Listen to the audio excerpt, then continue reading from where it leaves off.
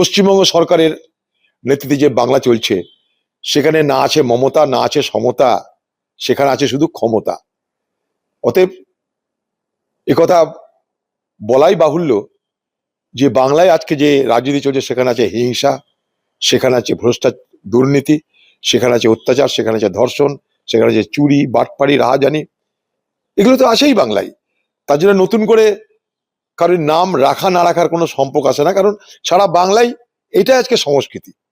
একজন ব্যক্তির দ্বারা সংস্কৃতি নয়, গোটা বাংলার সংস্কৃতিটা এইভাবেই মমতা ব্যানার্জি তৈরি করেছেন। তার আগামী দিনের ইতিহাসে মমতা ব্যানার্জি এইভাবেই ধিকৃত হবেন কি সারা বাংলাকে তিনি আজকে পথে বসিয়েছেন। সারা বাংলার সমস্ত শিক্ষা, সংস্কৃতি, সভ্যতাকে তিনি তছনছ করে দিয়েছেন। কোথাও আমি কারোর থেকে এগিয়ে থাকতে পারি, পিছিয়ে থাকতে পারি, কিন্তু আমি এটা করতে পারি না যে একজন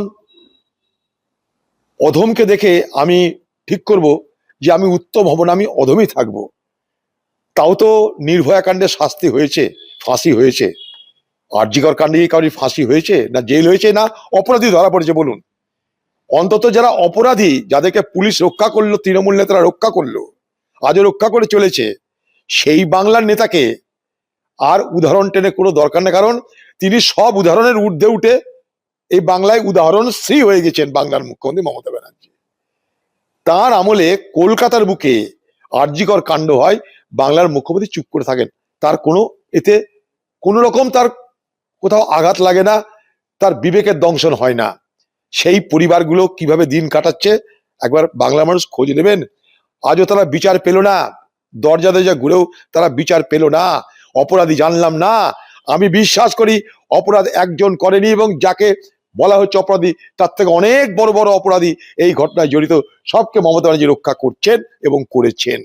যারা নেতাজিকে সামনে রেখে ভোটের পেঁয়াজি ভাজার চেষ্টা করে, তাদের জন্য অন্তত বাংলার মানুষ যেন সমর্থন না করে, সে টিএমসি হোক আর বিজেপি হোক।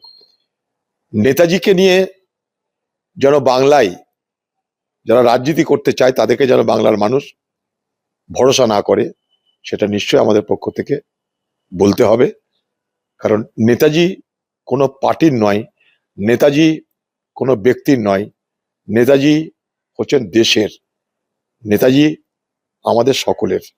তাই নেতাজির উপরে যেন ভাগিদারি মারার প্রতিযোগিতা না হয় বাংলায়, এটা নিশ্চয়ই বাংলার মানুষের দেখা দরকার। মমতা ব্যানার্জির সে ভবানীপুরে থাকে, পাশে আরেক জায়গায় নেতাজি কলকাতারই একজন ব্যক্তি, তার অনেক কর্মকাণ্ড জড়িয়ে আছে, পরে বলতে পারে নেতাজি কলকাতারই লোক।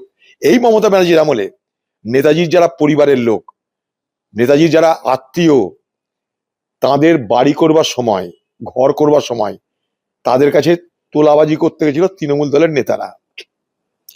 নেতাজির পরিবারের লোকেদের তাদের গৃহ রক্ষণাবেক্ষণ করার জন্য নিজেদের ইচ্ছা মতন বালি সিমেন্ট খরিদ করে অধিকার ছিল না তাদের নিজেদের বাড়ি নির্মাণের।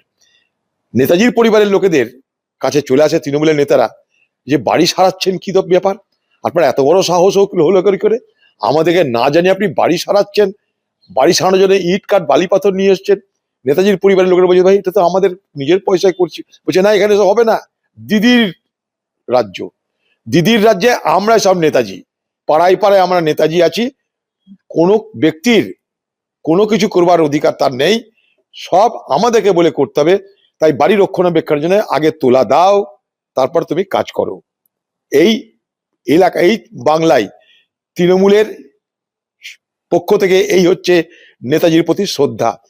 সেই সমস্ত লোকদের ব্যাপারে, সেই সমস্ত মানে তৃণমূল দলের বুথ লেভেলে যে সমস্ত নেতাজি, চোর নেতাজি, চোরটা যেগুলো, তাদের বিরুদ্ধে দিদি কোনো ব্যবস্থা নেয়নি। তাই অন্তত